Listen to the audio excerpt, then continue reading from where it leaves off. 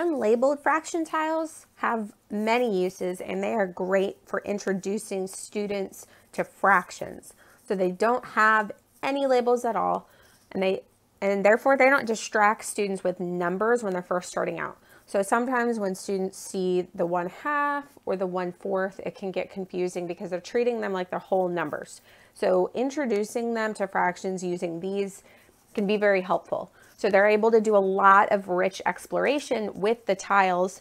You can introduce them to the terms. So you can start with the whole and then say, okay, what happens when we break things into two pieces? What do we call this? And then they will know from their life experience that we have halves.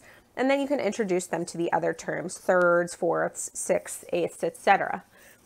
You can also use the fractions tiles to show different ways to make one whole.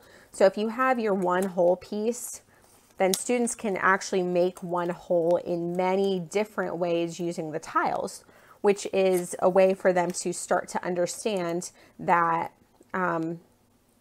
fractions can represent different amounts, and you can have these different equivalencies. This will also help them to build their conceptual understanding of addition with unlike denominators.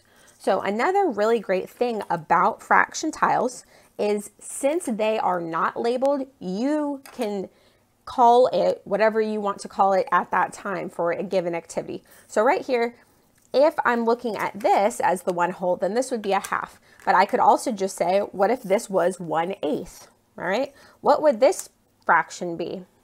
So students can explore and they can say, okay, I can use 4 of these to make up this. So then what would this fraction be called? How many of these, if this is 1/8, then how many of these would it take to make up a whole? It allows for that rich discussion. It also allows for more flexibility because typically labeled fraction tiles only go up to 12ths, and they don't have 7ths, 9ths, 11ths, etc.